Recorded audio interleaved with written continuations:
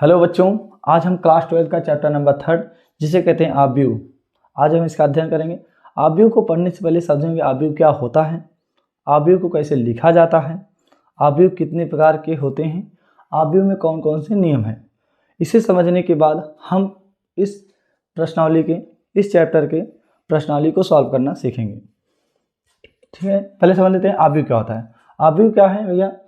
आप अगर आपसे कोई पूछे आव्यूह क्या है तो आप बताइए यह संख्या या फलनों का एक अरेंजमेंट है। अरेंजमेंट मतलब क्या होता है? अरेंजमेंट मतलब है जब संख्या या फलन को, हमने क्या कहा, ध्यान सुनिएगा, जब संख्या या फलन को क्षैतिज और ऊर्ध्वाधर पंक्तियों में व्यवस्थित कर दिया जाए और उसे बड़े ब्रैकेट के अंदर बंद कर दिया जाए तो यह व्यवस्था क्या कहलाएगी? आव्यूह। हमने क्या कहा? संख्या, कोई भी संख्या ले लीजिए, 1 2 3 4 5 6 7 8 और 9, हमने ये नंबर ले लिया और हमने नंबर को, आप देख रहे हैं, आप नंबर को देखेंगे ये संख्याएं किस में हैं? क्षैतिज में। कुछ संख्याएं क्षैतिज में हैं और ऊर्ध्वाधर में खड़ी हुई हैं। ये जो खड़ी हुई हैं उसे क्या कहेंगे? ऊर्ध्वाधर। जो लेटी हुई रेखाएं हैं उसे क्या कहेंगे हम? क्षैतिज रेखा। क्षैतिज रेखा। और जो खड़ी हुई हैं उसे क्या कहेंगे? ऊर्ध्वाधर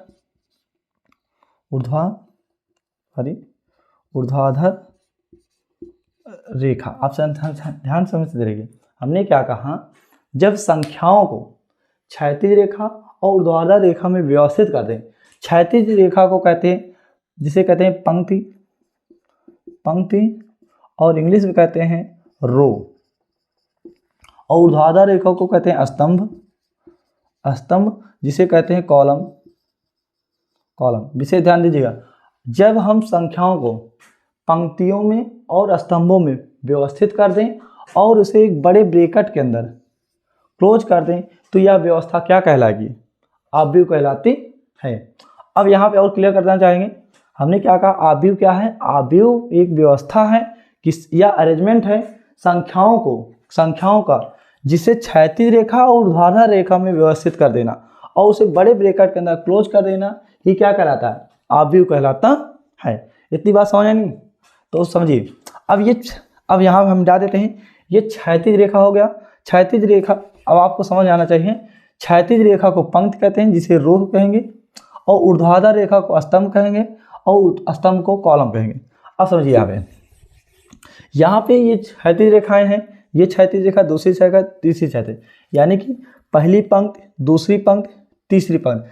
पहली पंक्ति को R1, दूसरी पंक्ति को R2, तीसरी पंक्ति को हम किससे लिखेंगे? R3। ये पहला स्तंभ है, दूसरा स्तंभ है, ये तीसरा स्तंभ है। पहले स्तंभ को कॉलम या स्तंभ को ही कॉलम कहते हैं। यहाँ देखिए, स्तंभ को कॉलम कहते हैं, कॉलम को शीर्ष लिखेंगे। पहला कॉलम है C1, दूसरा कॉलम है C2, तीसरा कॉलम बेटा C3। कॉलम मतलब यार जो पिलर होता है, खड़ा है, जो खड़े हैं उसे कॉलम, जो लेटे हैं रो 1, रो 2, रो 3, जिसे पंक्ति 1, पंक्ति 2, पंक्ति 3। यहाँ पे इसका मतलब होता है पंक्ति, और ये सी मतलब होता है स्तंभ या कॉलम। आप ध्यान दीजिएगा, इंग्लिश ज़्यादा आसान है, हिंदी कठिन है। तो जो लेटी हुई रेखाएं हैं पंक्ति, जो खड़ी हुई रेखाएं हैं कॉलम। पहला कॉलम है C1, दूसरा कॉलम है C2, तीसरा कॉलम है तो C3, और पहली लेटी जो है R1, R2 और R3, और उसे बड़े ब्रैकेट के अंदर क्लोज कर दिया गया है, तो इसे ही क्या कहेंगे? आव्यूह। समझ पाए नहीं? और एक समझ लेते हैं, जैसे मान लीजिए अगर हम नंबर को ऐसे, ये यहाँ पे संख्याओं का लिखे हैं, फलनों का भी ले सकते हो, जैसे sin theta, cos theta, tan theta, sec theta. जब हम त्रिकोणमितीय फलन लिखें और इसे भी रो में और कॉलम में व्यवस्थित कर दें और ब्रैकेट के अंदर बंद कर दें, ये भी क्या कहलाएगा? आव्यूह, जिसे कहते हैं मैट्रिक्स। समझ में नहीं? अगर हम कोई भी एक नंबर लिख दें तो ये भी मैट्रिक्स होगा। 3 4 5 6 7 8 9 10 11, चाहे जैसे लिखें यार, अगर आप नंबर को व्यवस्थित करिए और ब्रैकेट के अंदर बंद कर दीजिए तो ये व्यवस्था क्या कहलाएगी? आव्यूह। अभी बाद में समझिए आव्यूह क्यों बनाया गया है। आव्यूह हम आपको ऊपर भी बता देते हैं। आव्यूह को इसलिए बनाया गया है, दो रैखिक समीकरण को सॉल्व करने के लिए ही इस चैप्टर को बनाया गया है। आप आगे समझेंगे कि ये कैसे सॉल्व करता है रैखिक समीकरण को। तो तो ये आगे समझेंगे। तो पहले यहाँ समझ लेते हैं, आव्यूह समझ में नहीं। अब समझ लेते हैं आव्यूह को व्यवस्थित कैसे करते हैं। अब लिखते हैं, अब पॉइंट समझते रहेंगे, लिख लिए होंगे, फिर लिखेंगे इस आव्यूह को हम समझ लेंगे। आव्यूह को, इस आव्यूह को, इस पॉइंट वाले लिखेंगे, इस आव्यूह को अंग्रेजी के बड़े अक्षर A B dot dot dot Z अक्षर से प्रदर्शित करते हैं। इसका मतलब क्या है, जैसे मान ली कोई अगर आव्यूह है, तो आव्यूह है 1 2 3 4 5 6 7 8 और 9, ये एक आव्यूह है।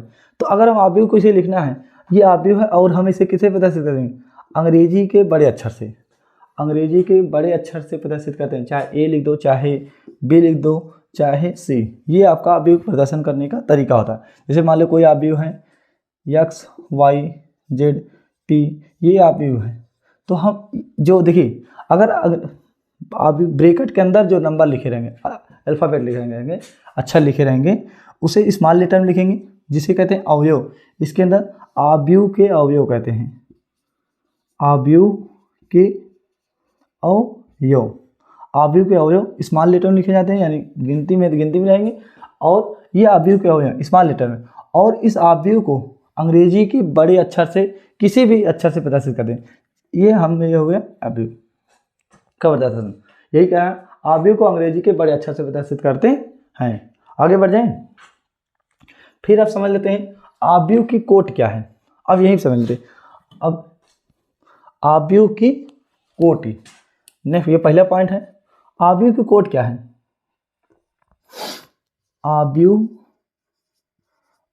की कोट, एक एग्जाम्पल समझेंगे इसे भी।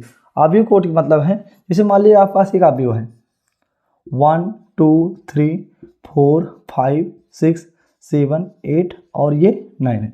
अगर हम कहें आव्यूह, इसमें पंक्तियों की संख्या बताओ, पंक्ति की संख्या, पंक्ति मतलब जो लेटी हुई लाइन है, रोवन, जिसे कहते हैं आर।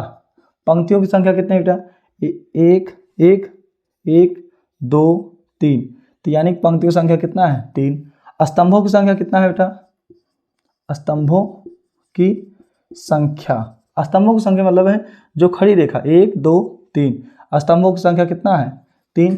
तो हमारा कोट का फॉर्मूला होता है, कोट ही बराबर होता है पंक्ति गुणे स्तंभ, पंक्तियों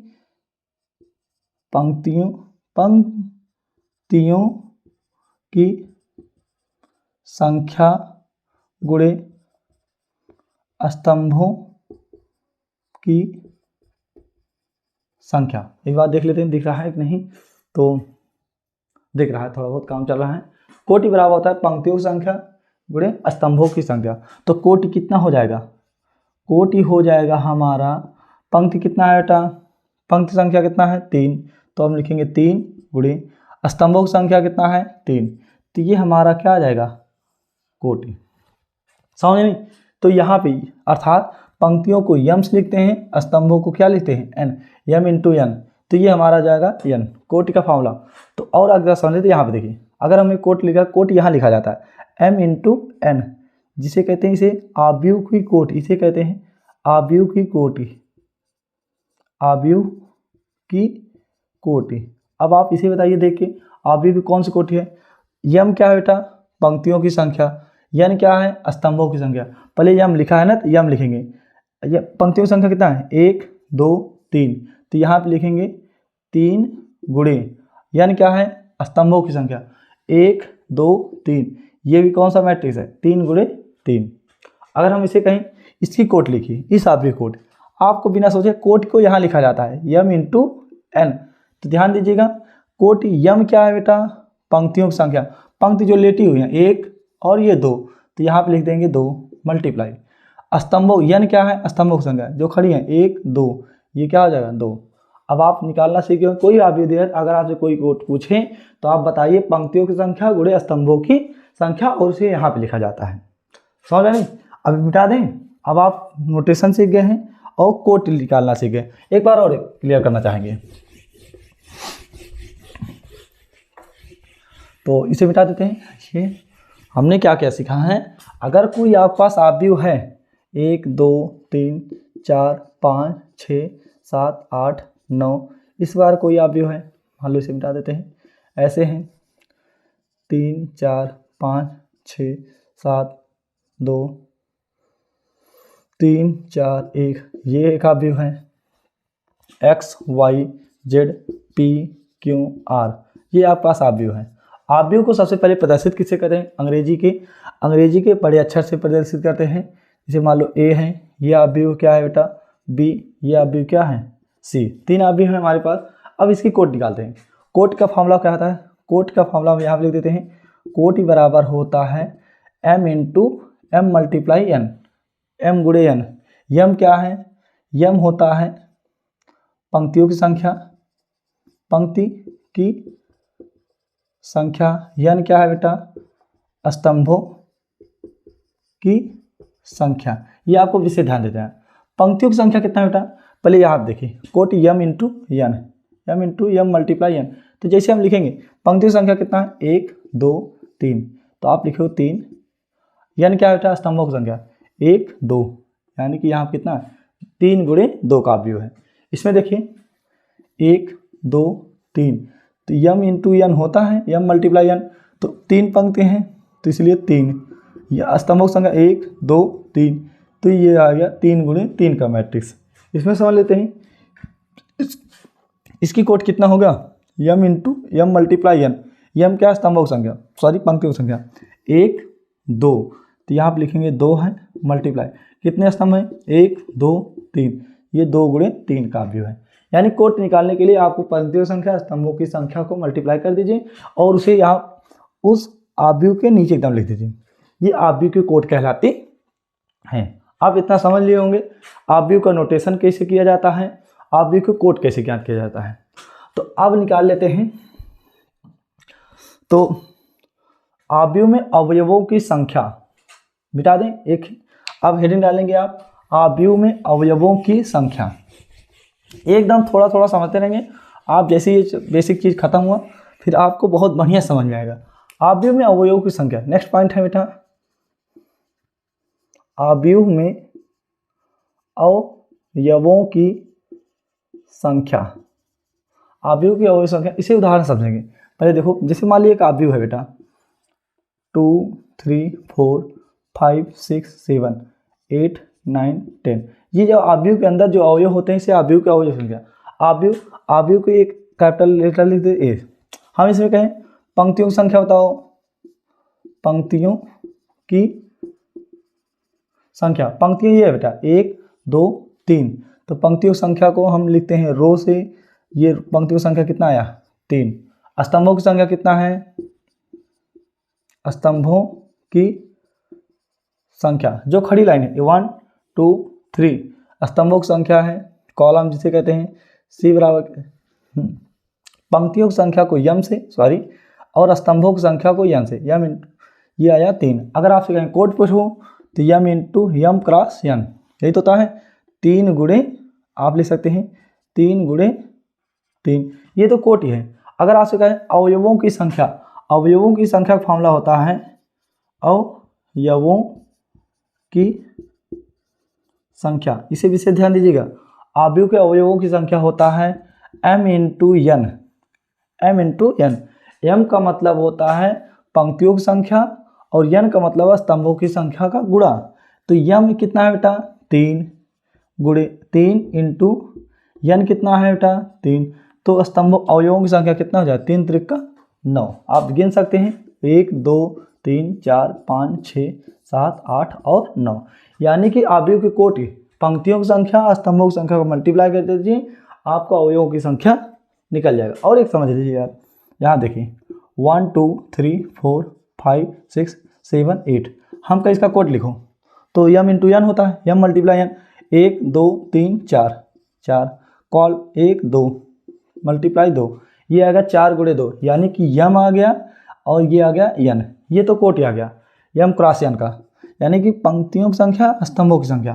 तो अगर अवयवों की संख्या निकालना है, अवयवों की संख्या, अब यहाँ से अवयव मतलब इसके अंदर कितने एलिमेंट हैं, कितने नंबर बैठे हैं, तो ये होता है यम इंटू एन। तो 4 है पंक्ति मल्टीप्लाई स्तंभ कितना है 2, 4 दूनी 8, 8 अवयव हैं इसके अंदर, देखिए 2 2 4 2 6 2 8। तो इस प्रकार समझ लें अवयवों की संख्या आप निकाल सकते हैं। अब जैसे मान लीजिए आप प्रश्न पूछेगा, मिटा दें, लिख लीजिए, आगे बढ़ते हैं। तो अब आपसे पूछेगा एक प्रश्न है,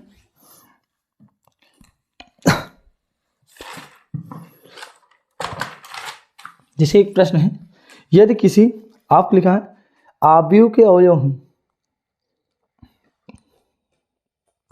आपको लिखा है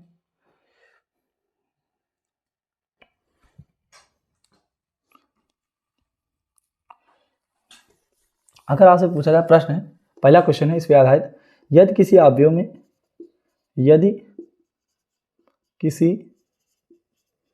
अवयव में 8 अवयव हैं, 8 अवयव हैं, तो संभव कोटि ज्ञात कीजिए। तो संभव कोटि ज्ञात कीजिए। संभव कोटि अवयव, ये एक प्रश्न है आपके सामने, यदि किसी अवयव में 8 अवयव, अवयव मतलब है इस कोई अवयव है और इसके अंदर कुल कितने एलिमेंट हैं, 8 हैं। तो हमें पता है अवयवों की संख्या क्या होती है, अवयवों की संख्या, अवयवों की संख्या होती है बेटा m इंटू एन, यही तो है। आपको दिया है अवयवों की संख्या कितना है 8, यानी कि 2 नंबर लेकर आइए, मल्टीप्लाई कर दीजिए, आपको कितना आना चाहिए 8। अब देखते हैं 2 नंबर कौन कौन से हैं जिसको मल्टीप्लाई करने पर 8 आ जाए। तो देखते हैं, तो पहला क्या हो जाएगा बेटा, अगर 1 रखें, यम को 1 रखें तो यन को कितना रखें 8, 1 अट्ठे 8, फिर 2 चौका 8, 3 में आएगा नहीं, 4 में आएगा, 4 दूनी 8, फिर 8 गुणे 1, यानी कि कुल संभव कोटियाँ कितना है, यानी कि ये 4 नंबर ऐसे हैं, 4 बार ऐसे हैं जो 8 आएगा, इसका मल्टीप्लाई 8 आएगा, इसका मल्टीप्लाई 8 आएगा, इसका मल्टीप्लाई 8 आएगा, इसका मल्टीप्लाई 8, यानी कि संभव कोटियों की संख्या कितना है, संभव कोटियों की संख्या कितना आएगा 1 2 3 4, ये कितना आया 4, ये आपका क्या हो जाएगा आंसर। समझ में नहीं, जैसे आपसे यही प्रश्न बोले, यदि कोई अवयव है, दूसरा क्वेश्चन यहाँ पूछ ले, क्वेश्चन नंबर 2, अगर आप यदि किसी अवयव में 8 अवयव जगह आप कह दें 8 जगह 24 अवयव हैं, यदि किसी अवयव में 24 अवयव हैं, तो संभव कोटियों की संख्या ज्ञात कीजिए।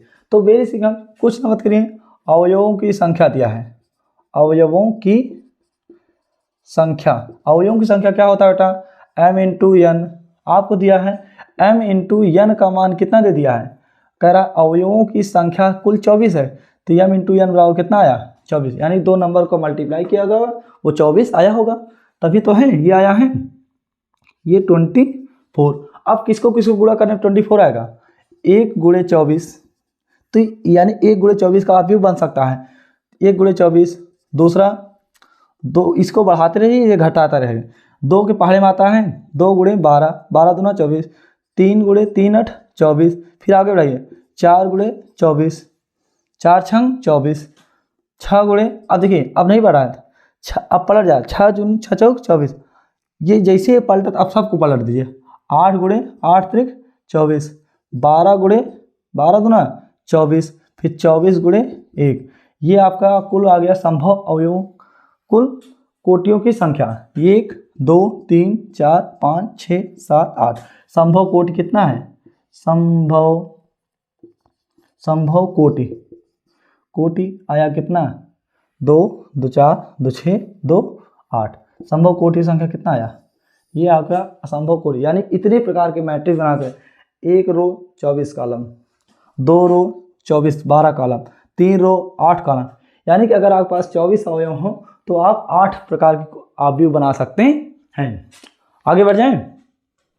अब आप इसे अब समझ लेते हैं, जैसे आप इसे में फिर आप समझें अवयव कितने प्रकार के होते हैं। मिटा देते हैं, लिख लिए होंगे।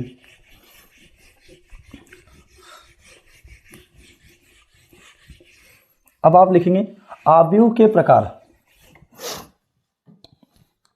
पहला प्रश्न, पहले समझ लें, थोड़ा 2 मिनट लगेगा। अवयव के प्रकार,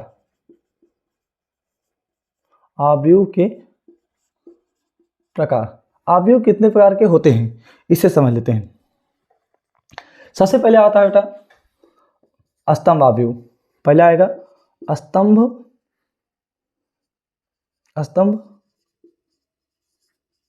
अवयव। स्तंभ को क्या कहते हैं? कॉलम, इसे लिखेंगे column matrix, matrix, column matrix, column matrix. स्तंभ नाम है तो यानी ऐसा अवयव जिसमें केवल एक स्तंभ हो, ऐसा अवयव, ऐसा अवयव जिसमें केवल एक स्तंभ हो उसे स्तंभ अवयव कहते हैं। जैसे 1 2 3 3 4, ये एक स्तंभ अवयव है, से केवल एक स्तंभ है।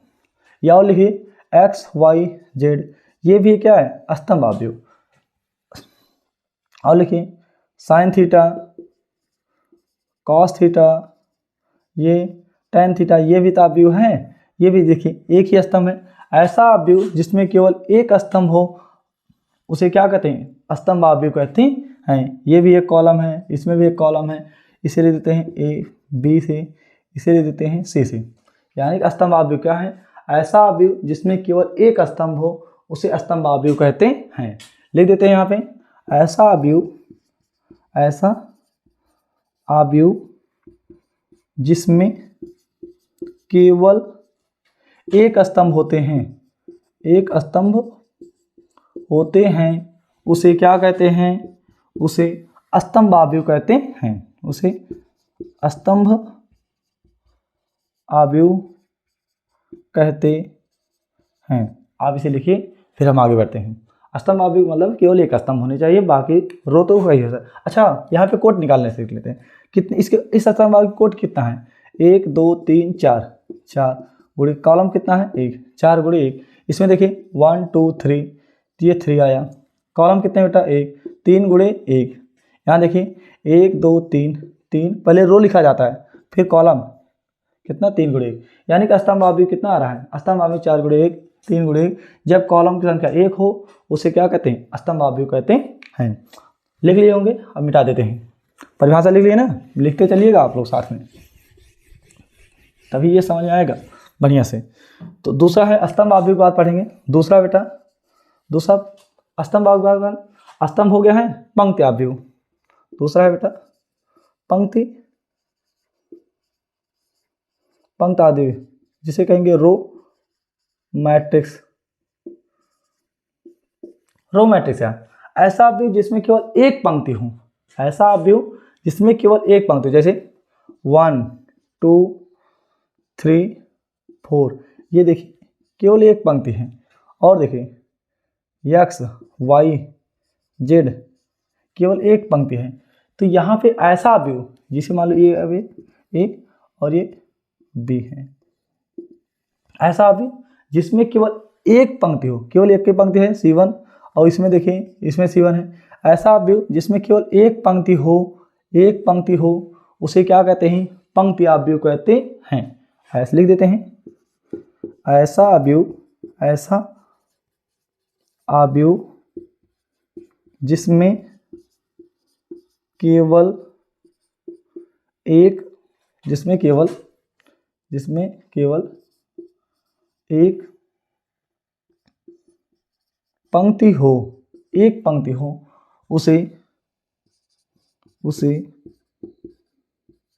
पंक्ति अवयव कहते हैं, उसे पंक्ति अवयव कहते हैं। ऐसा अवयव जिसमें केवल एक पंक्ति हो उसे क्या कहते हैं? पंक्ति अवयव कहते हैं। अब ये पंक्ति जिसमें एक अवयव, इसमें एक अवयव, ये पंक्ति अवयव, पंक्ति अवयव को कोट निकाल लेते हैं। कितनी पंक्ति हैं? रो कितना है? 1, कॉलम कितने बेटा? 1 2 3 4, तो ये 1 गुणे 4। इसमें देखो रो कितने हैं? 1, कॉलम कितने? 1 2 3, 1 गुणे 3। इतनी बात समझ नहीं? पंक्ति अवयव क्या है? ऐसा अवयव जिसमें केवल एक पंक्ति हो, पंक्ति उसे पंक्ति अवयव कहते हैं। नेक्स्ट लिखेंगे, मिटा देते, लिख लिए, मिटा देते हैं। पंक्ति अवयव के बाद आ जाएगा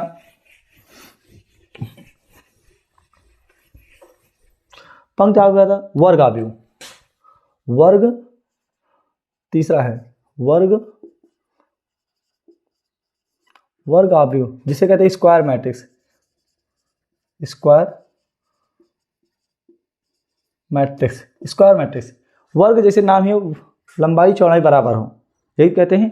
तो आप इसी बताएंगे ऐसा अवयव जिसमें पंक्तियों की संख्या और स्तंभों की संख्या बराबर हो उसे क्या कहते हैं? वर्ग अवयव कहते हैं। यहाँ पे देखिए वर्ग लिखा है तो लंबाई चौड़ाई भुजा बराबर होनी चाहिए, यानी कि लंबाई भी चौड़ाई भी, तो उसे कहेंगे वर्ग। ठीक उसी प्रकार वर्ग अवयव भी क्या होगा? ऐसा अवयव जिसमें पंक्तियों की संख्या और स्तंभों की संख्या बराबर हो उसे क्या कहते हैं? वर्ग अवयव कहते हैं। जैसे देखिए 3, 4, 5, 6, 7, 8, 9, 10 और ये क्या है 11, ये अवयव लिखा हमने। लिखा ये कितने रो हैं? ये R1, ये R2 और ये क्या है बेटा R3। पहला कॉलम C1, ये क्या है C2 और ये क्या है C3। यहाँ पे पंक्ति स्तंभों की संख्या और कॉलमों की संख्या, यानी कि स्तंभ और पंक्ति बराबर है, इसलिए वर्ग अवयव कहलाता है। लिखेंगे, क्या लिखेंगे? ऐसा अवयव जिसमें स्तंभों की संख्या और कॉलम पंक्तियों की संख्या बराबर हो उसे क्या कहते हैं? वर्ग अवयव कहते हैं। लिख लेते हैं ऐसा अवयव जिसमें पंक्तियों की संख्या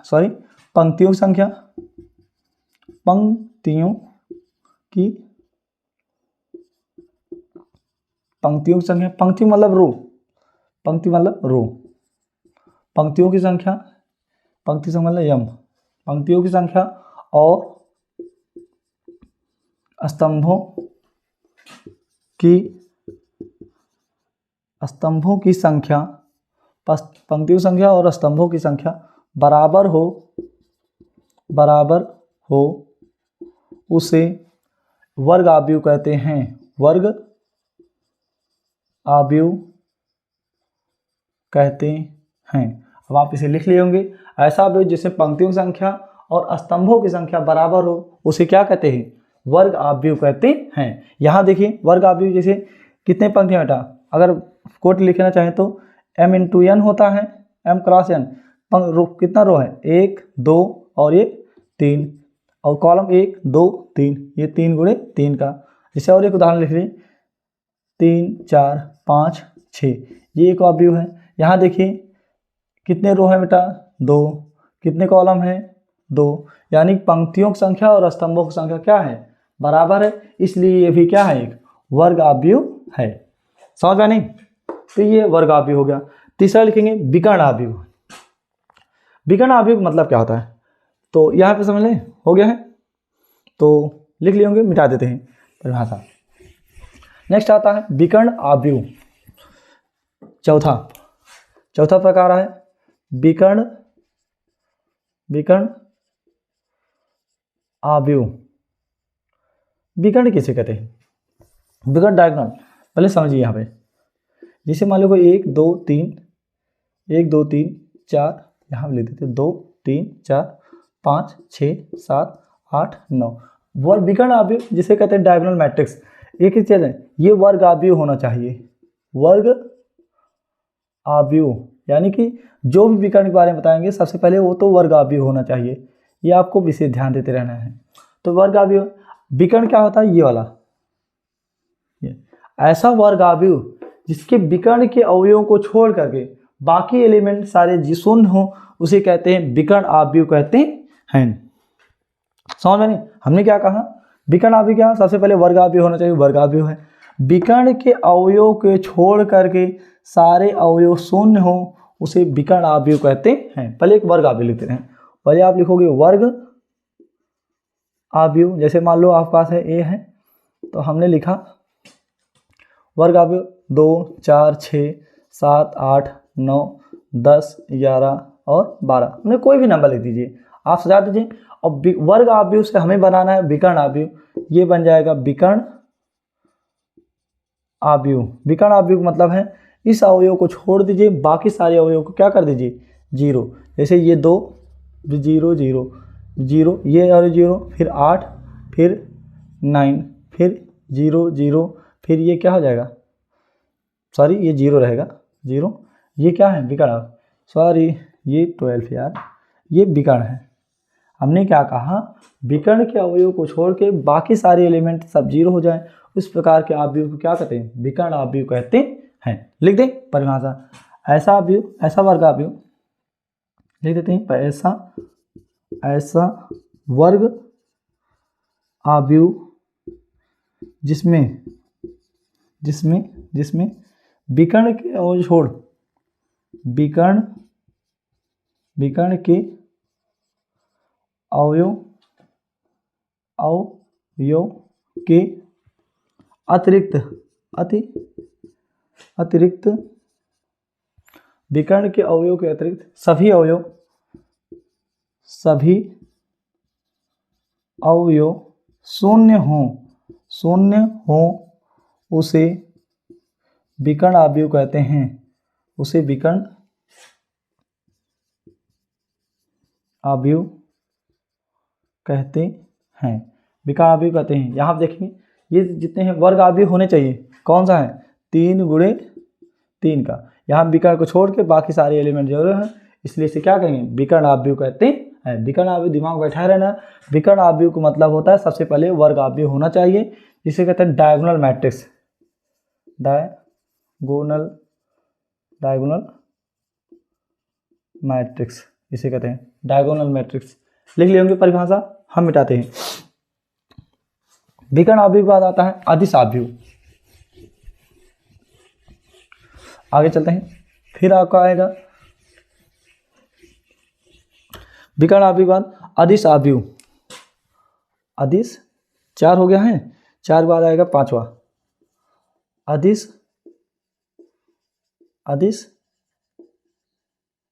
आव्यूह, जिसे कहते हैं बेटा scalar matrix, SCAL scalar matrix. Scalar matrix क्या है आप समझिए, हमने आपको विकर्ण आव्यूह लिखा, ऐसा विकर्ण आव्यूह, ध्यान दीजिए, ऐसा विकर्ण आव्यूह का मतलब क्या है, विकर्ण के अवयव को छोड़कर विकर्ण आव्यूह पहले लिख देते हैं यहाँ पे। विकर्ण का आव्यूह का मतलब वर्ग आव्यूह होना चाहिए, और विकर्ण के अवयव को छोड़ के बाकी सारे अवयव 0 होने चाहिए। अब आपको समझ आना चाहिए, तो 1 जैसे मान लो कुछ भी लिखो, 5 0 0 0 0 6 0 0 0, ये 7, ये विकर्ण के अवयव हैं, तो ये विकर्ण आव्यूह है, यहाँ समझते हैं ये विकर्ण आव्यूह है। अब समझिए अदिश आव्यूह क्या है, स्केलर मैट्रिक्स क्या है, ऐसा आव्यूह जब विकर्ण के अवयव एक समान संख्या हो, समान संख्या मतलब कोई निश्चित संख्या हो, एक समान संख्या हो, उसे क्या कहते हैं, अदिश आव्यूह कहते हैं। तो जैसे हमको समझाते हैं, पहले विकर्ण आव्यूह होना चाहिए, पहले क्या होना चाहिए, विकर्ण आव्यूह, कोई विकर्ण आव्यूह हो, जैसे मान लीजिए 3 4 3 0 0 0 4 0 0 0 6, कुछ भी लिखे, नंबर लिखे, हाँ ये विकर्ण आव्यूह है। विकर्ण आव्यूह जब विकर्ण के अवयव कोई निश्चित संख्या हो जाए, कोई समान विकर्ण के अवयव समान संख्या में हो, तो इस प्रकार के आव्यूह को क्या कहते हैं, अदिश आव्यूह। जैसे विकर्ण आव्यूह का क्या हो जाए, इसी से बनेगा अदिश आव्यूह, ये हो जाएगा अदिश आव्यूह। अदिश आव्यूह क्या बनेगा बेटा, इसे नंबर को 3 बदल देते हैं, 3 0 0 0 3 0 0 0, ये 3, यानी विकर्ण के अवयव यदि समान संख्या हो तो इस प्रकार के आव्यूह को क्या कहते हैं, अदिश आव्यूह कहते हैं, जिसे कहते हैं स्केलर मैट्रिक्स कहते हैं। आप समझ आए नहीं, मिटा देते हैं, परिभाषा लिख लिए होंगे, बोल दिए हैं, आप लोग लिख लीजिएगा। अदिश आव्यूह के बाद आएगा तत्समक आव्यूह। नेक्स्ट है 5वां है बेटा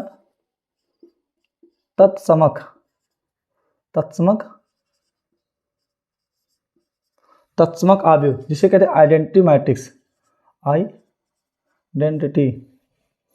आइडेंटिटी की स्पेलिंग गलत है, आइडेंटिटी, आइडेंटिटी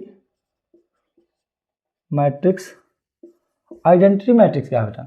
आइडेंटिटी मैट्रिक्स मतलब आइडेंटिटी यानी कि ऐसा अवयव, ऐसा विकर्ण अवयव जिसके विकर्ण के अवयव एक हों, विकर्ण के ऐसा विकर्ण अवयव, पहले ध्यान से, ऐसा विकर्ण अवयव विकर्ण के अवयव केवल एक हों, 1 0 0 0 1 0 0 0 1, ये क्या है? विकर्ण अवयव, यानी कि इसमें वर्ग विकर्ण के अवयव क्या हैं? एक हैं, इसलिए इसे क्या कहेंगे? तत्समक अवयव कहते हैं। और एक समझिए, जैसे मान लो हमने लिखा 1 1 0 0 1, ये भी क्या है? विकर्ण के अवयव क्या है बेटा? एक है, तो उसे क्या कहेंगे? तत्समक अवयव कहते हैं। लिख देते हैं, ऐसा अवयव, ऐसा विकर्ण अवयव, ऐसा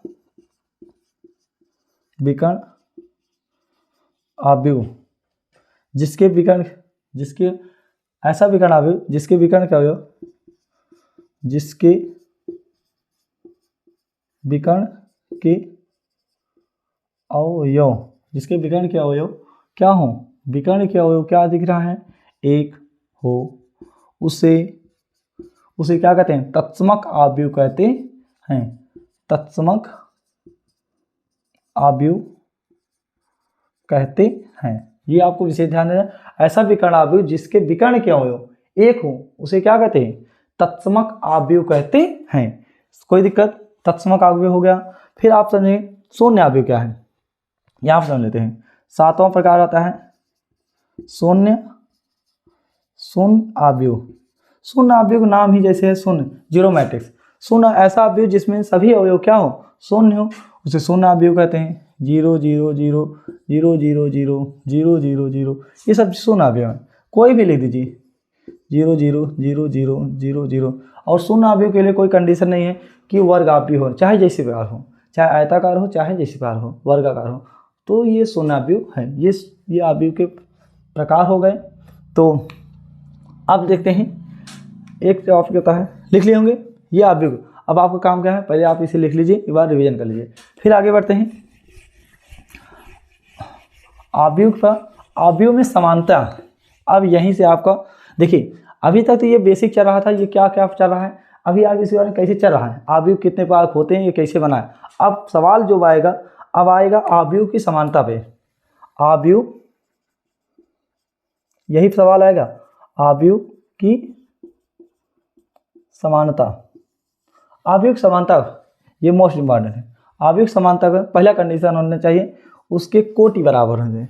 अवयव की दो अवयव अगर दिए रहें, तो अवयव अगर कोई दो, जैसे समझो ये कोई अवयव है और दूसरा कोई अवयव है, तो ये दोनों अवयव कब बराबर होंगे, इसका यही कह रहा है। तो पहला कंडीशन है अवयव के कोटि बराबर होना चाहिए। सबसे पहले अवयव के कोटि बराबर, पहला क्या है?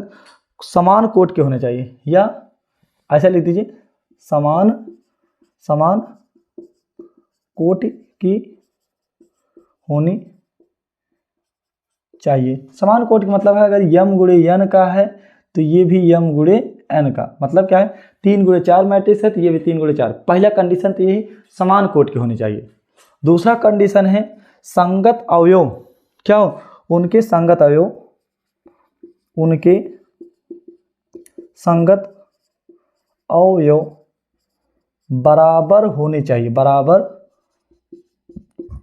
होने चाहिए। इसका मतलब क्या है? समान कोटि के होने चाहिए और उनके संगत अवयव, यानी कि जैसे मान लो समझाते हैं यहाँ पे, जैसे यहाँ पे लिखा है x y z p बराबर लिखा है 1 2 3 और 4, ये अवयव लिखा है। अगर ये दोनों कब बराबर होंगे? पहले से कोटि बराबर होनी चाहिए। कोटि लिखो, 2 गुणे 2 गुणे 2 का है, ये कैसे है? 2 गुणे 2। यहाँ पे देखो कोटि क्या है? बराबर है।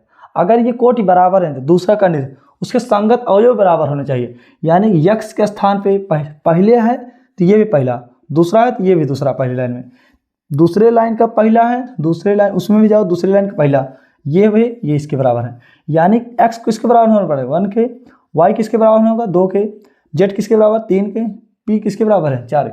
यानी कि समान कोटि के होने चाहिए और उनके संगत अवयव बराबर हों, तब ये क्या होगा, अवयव समान होंगे। जैसे मान लो हम 1 2 3 4 5 6 ये आखिर अवयव लिखा है, तो इसके बराबर केवल यही अवयव हो सकता है, बाकी कोई नहीं हो सकता। यानी कि यहाँ पे 1 2 3 4 5 और 6 वाला ही एकदम सेम वैसे दिखे तभी ये अवयव बराबर और अन्यथा ये बराबर नहीं होंगे। ये आपको ध्यान देते रहना है। जैसे आप इस सवाल कैसे पूछेगा, आपसे कहेगा, प्रश्न बता देते हैं। जैसे आपसे क्वेश्चन पूछेगा, जैसे कोई अवयव, जैसे आपसे कहेगा x के मान क्या दीजिए, दो अवयव हैं जो समान हैं, दो अवयव आपसे कहेगा ये दो अवयव हैं जो आपस में के बराबर हैं, x + 2 3 y + 5 7। आपको यहाँ पे दे देगा एक अवयव दे देगा 9 3 7 8। ये आपसे कहेगा दो अवयव हैं, दोनों अवयव आपस बराबर हैं, x y के मान क्या दीजिए। आपको पता है ये दो अवयव बराबर हैं, इनके कोटि बराबर होंगे, संगत अवयव बराबर होंगे। यानी कि ये वाला किसके बराबर होना पड़ेगा, इसके। तो यदि अवयव बराबर हैं तो इसके संगत अवयव को क्या करना पड़ेगा, बराबर। तो यहाँ पे लिखोगे x + 2 बराबर कितना 9, तो आराम से सॉल्व कर लेंगे। x = कितना, 2 इधर जाओ 9 - 2, x = कितना 9 - 2 गया 7, ये आपका आ गया x मान 2। और y + 5 कितना बराबर होगा, ये किसके बराबर हो जाएगा 8 के। यहाँ से लिख लेंगे y + 5 = कितना 8, तो y = बेटा 8 - 5, तो y = कितना आएगा 8 में से 5 गया 3। इस प्रकार ये अवयव निकल जाएगा, अवयव के मान। जब भी आपको कहेगा दो अवयव बराबर हैं, उनके संगत अवयव को क्या कर दीजिए, बराबर। ये बात आपको समझ में आई नहीं। अब एक लास्ट टॉपिक आता है अवयव समानता विशेषण। इस पर क्वेश्चन आपको 1 नंबर ही से फिक्स है, 1 या 2 नंबर भी जरूर आता है, बहुविकल्पीय या अतिलघुत्तरीय में ये आता है जरूर। तो हो गया होगा। अब लिख समझते हैं अवयव का निर्माण कैसे किया जाता है। आप समझिएगा, ये लास्ट टॉपिक है। अवयव का निर्माण आपको पता होना चाहिए। अवयव का निर्माण, अवयव का निर्माण आपको मेन चीज़ है। अवयव का निर्माण बहुत ज़्यादा समझ। जैसे मान लो हम कहें एक अवयव का निर्माण कीजिए 3 × 4 का। इसका मतलब क्या है, 3 रो हैं, 3 रो हैं और ये क्या है 4 कॉलम है, COLUMN। अगर आपसे कहा एक अवयव का निर्माण कीजिए 3 × 4 का, तो आप बिना सोचे समझे आप इसका मतलब यही है, आपको 3 रो लेना है, 1 2 और ये 3 रो, और कॉलम कितना लेना है 4, 1 2 3 और ये 4। ये हो जाएगा R1 R2 और R3, ये हो जाएगा C1 और ये C2, ये C3 और ये C4। आप समझिएगा, तो 3 रो होने चाहिए, तो 3 रो लिखें, 1 A और कुछ A, फिर यहाँ पे देखिए A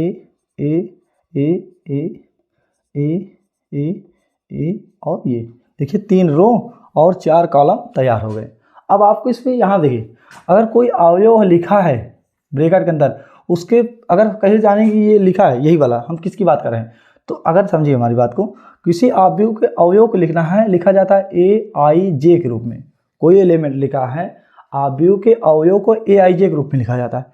आई का मतलब क्या होता है, रो की संख्या, रो की संख्या। जे क्या होता है बेटा, पंक्ति की संख्या, रो की संख्या, और ये होता है कॉलम, COLUMN, कॉलम की संख्या। कुल मिला के ध्यान दीजिए, और ये पंक्तियों की संख्या, ये स्तंभों की दशा को बताता है प्रत्येक अवयव को। तो आपको यहाँ देखिए ये कैसा है, कैसा रो में बैठा है 1, कैसा कॉलम 1, ये वाला बेटा पहला रो है 1, कैसा कॉलम में 2, ये वाला बेटा पहला रो, और ये कैसा कॉलम 3, ये किस में है बेटा पहला रो, कैसा कॉलम 2,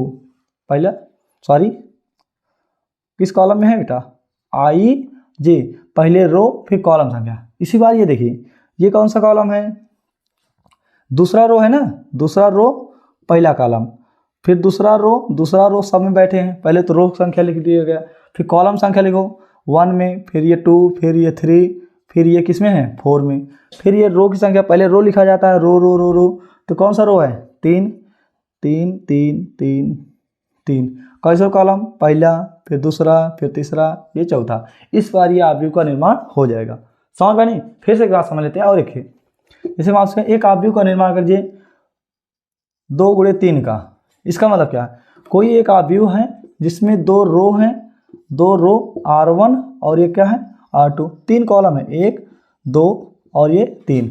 इस बार पहले लिखिए ए और ए, लिख देंगे नहीं, 2 रो 3 कॉलम हो गए। बिना सोचे समझे आराम भर दीजिए। पहले हम लिखते हैं ए आई जे। आई का मतलब रो संख्या, ये जे का मतलब कॉलम संख्या। ये पहला रो है तो पहले आई लिखेंगे 1 1 1 लिख दें। कॉलम संख्या ये C1, ये C2, ये C3, ये 1, फिर दूसरा कॉलम, ये तीसरा कॉलम। ये दूसरे रो में है, दूसरा किस कॉलम में 1 2 फिर ये 3। इस बार अवयव का निर्माण हो जाता है। आप लोग भी अपना टाइम मारिएगा। आप 3 गुणे 4 का तैयार करिए। कोई एक मैट्रिक्स लिखिए, आप अपने कॉपी में लिखिए 3 गुणे 4 का, फिर 2 गुणे 5 का निर्माण करिए। इसी बार निर्माण करके देखेंगे तो जैसे आप इतने फॉर्मूले पता रहेंगे, इतने चीज़, तो आप इस प्रश्नावली को बढ़िया से सॉल्व करेंगे और बहुत अच्छे से रहेंगे। अब हम इसके आगे नेक्स्ट मिलेंगे नेक्स्ट वीडियो में। Thank you.